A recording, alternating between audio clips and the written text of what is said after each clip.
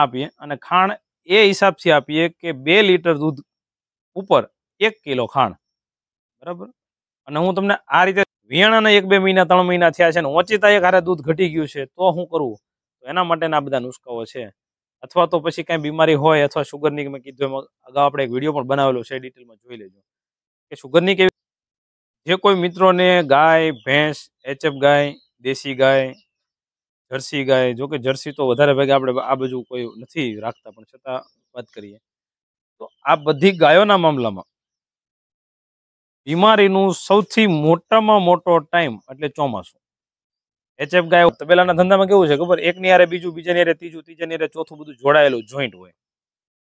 તો હવે આપણે જે વાત કરીએ એમ કે બેસે નહીં, એટલે ગાય બેસે નહીં એટલે ટ્રેસમાં આવી જાય. ટ્રેસમાં આવે બરોબર, એટલે હરખી નીણ ને એવું કઈ ખાય નહીં. હરખી નીણ ખાધી ન હોય એટલે પેટમાં જગ્યા પડી હોય એટલે ઓગાય ચડે નહીં. ઓગાય હરખી ન ચડે એટલે પાણી પીવે નહીં. હવે તમે એક વસ્તુ જુઓ કે એક વસ્તુથી હારોહાર કેટલી બધી જોડાયેલી છે કે જ્યારે પણ એ સ્ટ્રેસમાં રહેશે અથવા તો થાકમાં રહેશે ત્યારે એનો ખોરાક ઘટી જાય. ખોરાક ઘટે એટલે પાણી ઘટી જાય, પાણી ઘટી જાય એટલે દૂધ ઘટી જાય.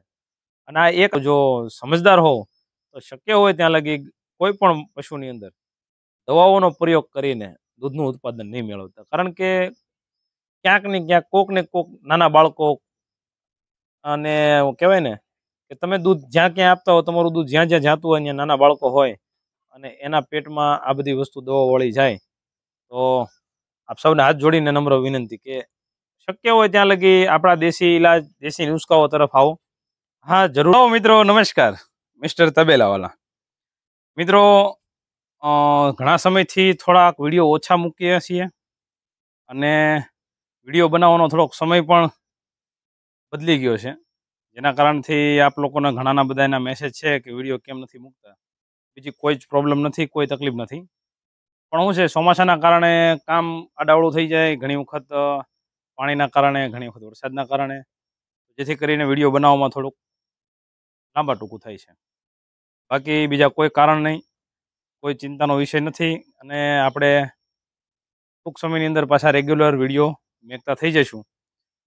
અને આપ લોકો વિડીયો નહીં મૂકવા ઉપર પણ આટલી ચિંતા વ્યક્ત કરો છો એ બદલ હું આપ સૌનો આભારી છું. કારણ કે એક કહેવાય ને કે આપણો પ્રેમનો નાતો થઈ જાય અમુક ટાઈમ પછી, અમુક આપણે સાથે રહેવા મળીએ ને પછી એક મિત્રતા જેવું થઈ જાય, એક આત્મીયતા જેવું થઈ જાય કે જેના કારણથી પછી શું છે અમુક ટાઈમ તમે વિડીયો મારા ન જોવો ને તમે મારું આ નોટ કરો એ મારા માટે મોટી વાત છે. કારણ કે તમે આ લોકો આટલો પ્રેમ અને એટલો સાથ સહકાર આપો છો એ બદલ હું ખૂબ ખૂબ આપનો આભારી છું.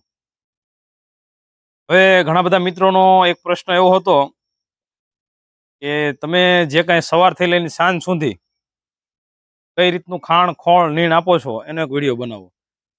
પણ જોકે ટૂંક સમયમાં જ બનાવવાની ગણતરી હતી, ત્યાં થયું એવું કે વરસાદ એક સાથે આવી ગયો ને પાણીનું પણ હમણાં આ વખતે વધી ગયું, તો બધું કામકાજ બધું ગોટાળે ચડી ગયું, જેના કારણે એ વિડીયો બનાવવાનો નથી. પણ આજે એ વાતમાં આપણે લઈ લઈએ કે હું કઈ રીતનું ખાણ ખોળ આપું છું, કઈ રીતનું નિરણ પૂળો કરું છું.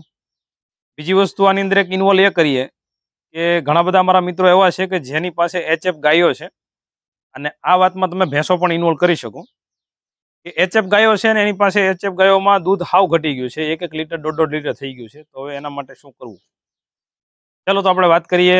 પહેલી કે મિત્રો, એક તો સવારમાં અમારે આમ ગણો તો 5 વાગ્યાથી શરૂઆત થઈ જાય દિવસ. 5 વાગ્યા પછી આખા દિવસની જે દિનચર્યા છે એ જણાવું, પછી એક વખત એવો સમય લઈશું આપણે કે જેની અંદર એ આખા દિવસનું શૂટ, મતલબ કે જ્યારે નીણ કરી, જ્યારે દોયું, એ પણ આપણે આની અંદર એક વખત આપશું. પણ અત્યારે હું એની વાત કરું છું. તો મિત્રો, સવારમાં 5 વાગ્યાથી દિવસ શરૂ થાય.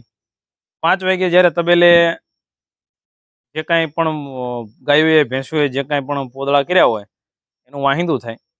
વાહિંદું થયા બાદ દોવાનું કામ શરૂ થાય. હું અને મારો નાનો ભાઈ બંને દોતા હોઈએ, એટલે અત્યારે આમ ગણો તો 8 માલ દોવા દેતા હોય. એમાં 4 ઈ દોવે, 4 હું દોઉં. 30 મિનિટની અંદર દોવાનું કામકાજ અમારું પૂરું થઈ જાય. હવે માલ દોવાણા બાદ જે માલ દોવાણા એ બધાને અમે એક સાથે દોયા પછી અમે ખાણ આપીએ, અને ખાણ એ હિસાબથી આપીએ કે 2 લીટર દૂધ ઉપર 1 કિલો ખાણ, બરાબર. અને હું તમને આ રીતે જણાવું છું એનું કારણ કે તમને કેલ્ક્યુલેશન રહે કે તમારે કઈ રીતે એને ખાણ ખોળ અથવા નીણ કરવી. હવે 2 લીટર જે દૂધ કરતી હોય એને 1 કિલોના અંદાજથી જેટલા લીટર દૂધ કરતી હોય એટલું અમે ખાણ આપીએ છીએ. હવે ખાણ ખાઈ લીધું, થોડી વાર પાછું એને વચ્ચે એક ગેપ આપી દઈએ કલાક જેવો. ખાણ પછી પછી કરીએ એક નીણ. નીણ અમે કરીએ છીએ ગૂંધળીની, આપણે જાહેર પણ કહેવાય છે. હવે ગૂંધળીની નીણ કર્યા બાદ પાછો 1 કલાકનો ગેપ મૂકીએ અને એ પછી અમે પાણી પાવાની શરૂઆત કરીએ. અમારે અહીંયા પાણીની સુવિધા 24 કલાકે પાણી પી શકે એવી સુવિધા હજી નથી. કારણ કે જે તે સમયે ગમાણની જે તૈયારી થઈ હતી એમાં એ આઈડિયા મગજમાં ન બેઠો કે આપણે પાણી હારવાર રાખીએ. કેમ કે ઘણા બધા એવા પણ કેસ જોયા હતા કે જેની અંદર પાણી સાથે સાથે પીતી હોય તો વધારે ભાગની ગાયોને અને ભેંસોને આફરો ચડવાની સમસ્યા રહી છે. આની વિશે આપણે એક ડિટેલમાં આખો વિડીયો બનાવશું. પણ અત્યારે તમને જણાવું તો એ નિરણ ખાધા પછી અમે પાણી પાઈએ. પાણી પીવડાવવા પછી પાછા અડધી કલાકનો ગેપ મૂકી અને એક મોટી નિરણ આવે જેની અંદર અમે સારોલું આપીએ છીએ.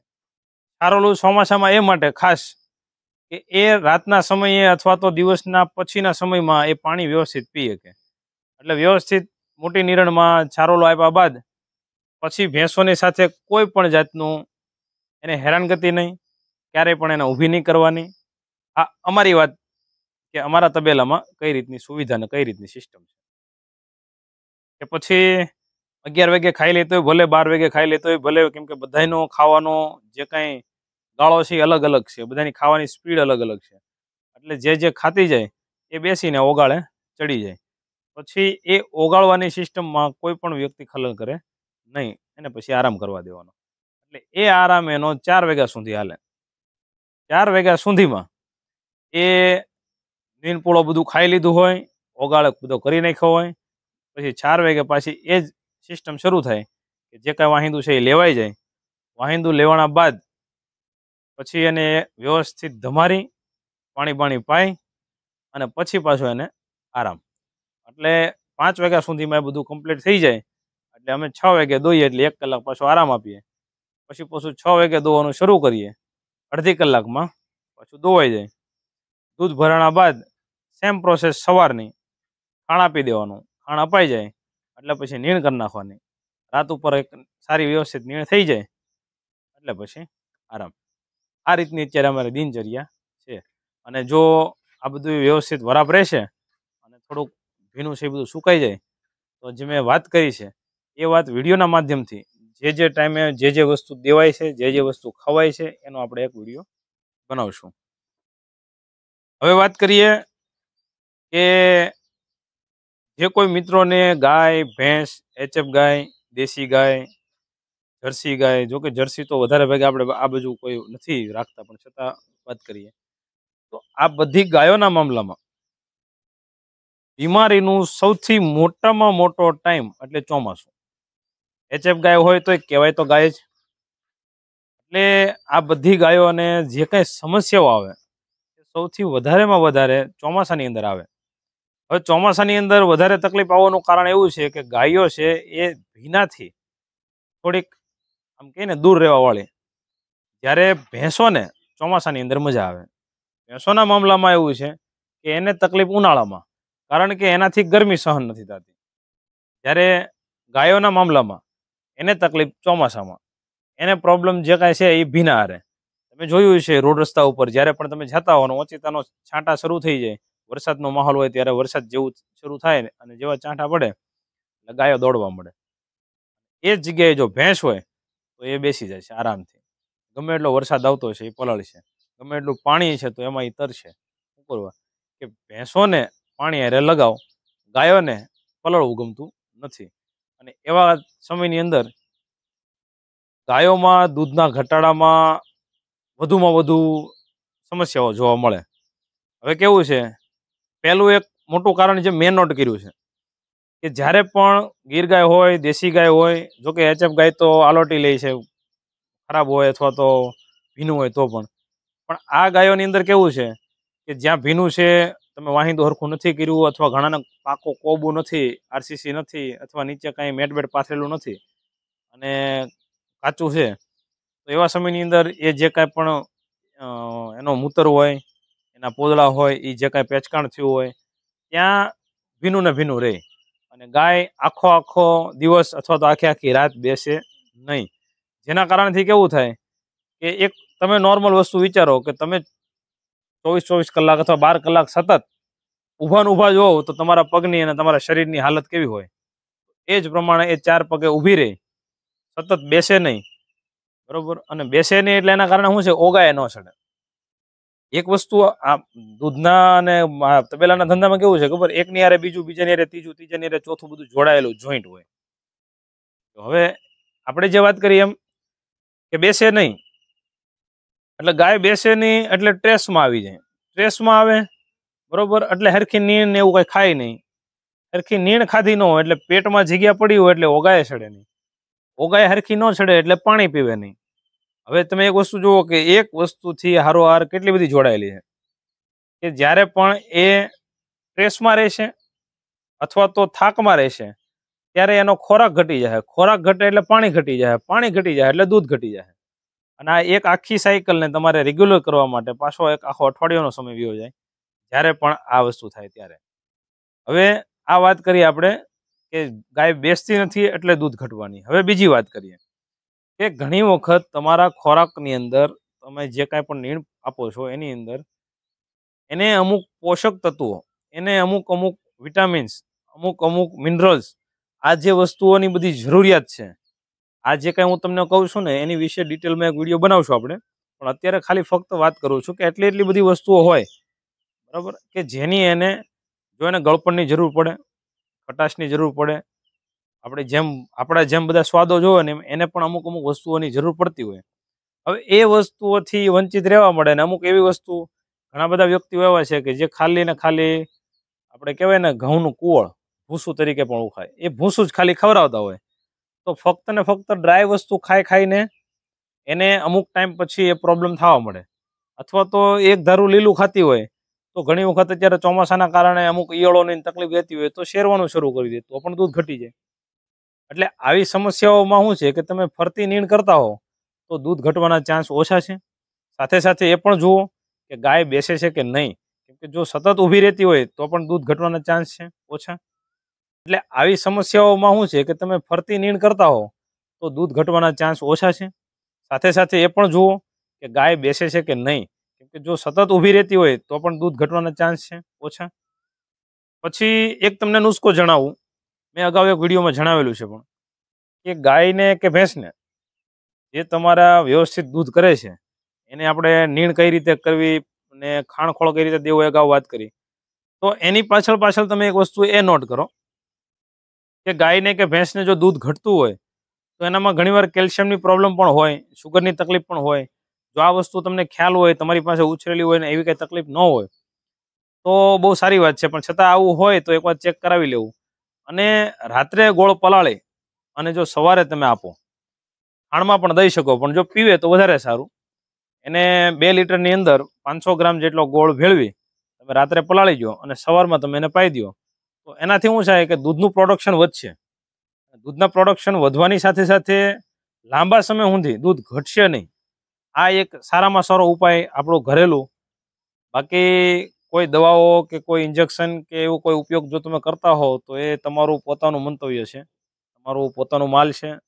પણ મારી તો એક એવી નમ્ર અપીલ ને નમ્ર એક કે આપ લોકો જો સમજદાર હો તો શક્ય હોય ત્યાં લગી કોઈ પણ પશુની અંદર દવાઓનો પ્રયોગ કરીને દૂધનું ઉત્પાદન નહીં મેળવતા. કારણ કે ક્યાંક ને ક્યાંક કોક ને કોક નાના બાળકો અને કહેવાય ને કે તમે દૂધ જ્યાં ક્યાં આપતા હો, તમારું દૂધ જ્યાં જ્યાં જાતું હોય ત્યાં નાના બાળકો હોય અને એના પેટમાં આ બધી વસ્તુ દવા વળી જાય તો આપ સૌને હાથ જોડીને નમ્ર વિનંતી કે શક્ય હોય ત્યાં લગી આપણા દેશી ઇલાજ, દેશી નુસ્ખાઓ તરફ આવો. હા, જરૂર પડે, બીમાર છે ત્યારે જે કાંઈ પણ દવા કરવી પડે કરવી જ પડે, એમાં તો નથી ચાલતું. પણ દૂધ માટેની વાત છે કે એ સમયે. બાકી જો ગાય કે ભેંસ ડ્રાય પીરિયડમાં વહી ગઈ હોય અથવા તો બહુ લાંબો ટાઈમ થઈ ગયો પછી દૂધ ઘટી ગયું હોય તો પણ મિત્રો એક ધ્યાન રાખજો કે એની પાછળ બહુ મહેનત નહીં કરતા. કારણ કે એને જે કાંઈ એનો સમયગાળો હતો એ વિતાવી લીધા પછી દૂધ ધીમે ધીમે ઘટતું ગયું હોય તો તમે ગમે એટલી મહેનત કરશો એમાં દૂધ વધવાનું નથી. તમે ગમે એવું ખવડાવી લેશો દૂધ વધવાનું નથી. પણ હા, વિયાણાના 1-2 મહિના 3 મહિના થયા છે ને ઓચિતા એક હારે દૂધ ઘટી ગયું છે તો શું કરવું? તો એના માટેના આ બધા નુસ્ખાઓ છે. અથવા તો પછી કાંઈ બીમારી હોય અથવા શુગરની મેં કીધું એમાં અગાઉ આપણે એક વિડીયો પણ બનાવેલો છે, ડિટેલમાં જોઈ લેજો. કે શુગરની કેવી કાંઈ પ્રોબ્લેમ હોય અને તમે ચેક કરાવો અને દવા કરો તો પાછું દૂધનું એનું જે કાંઈ હતું એ કન્ટિન્યુ થઈ જાય. બરોબર? બાકી આ જે વસ્તુ મેં તમને જણાવી એ તમને ક્યાંક ને ક્યાંક કામ લાગે અથવા તમને એમ લાગે કે આપને કોઈ પણ આપણા જાણીતા મિત્રોમાં કોઈને આ ઉપયોગી થાય તો વિડીયોને વધુમાં વધુ શેર કરજો. જો હજુ પણ તમે અમારી ચેનલમાં નવા હો અને તમે સબસ્ક્રાઇબ નથી કર્યું તો આપને અમારો એક ભાવભર્યું નિમંત્રણ કે આપ પધારો અમારી આ ચેનલમાં, અમારી આ ફેમિલીમાં, જેથી કરીને આગળ પશુપાલનને લગતા અને પશુઓને લગતા તમામ વિડીયો આપણે આની અંદર અપલોડ કરતા રહીએ છીએ અને તમને કંઈક ને કંઈક એવી માહિતી આપતા રહીએ છીએ કે જેથી તમને ક્યાંક ભવિષ્યમાં કોઈને કોઈ વસ્તુ અથવા કોઈને કોઈ વાત કામ આવી જાય. ચાલો મળીએ કંઈક નવા ટોપિક, નવા વિડીયો સાથે. ત્યાં સુધી રજા આપો મિસ્ટર તબેલાવાલા. Bye bye.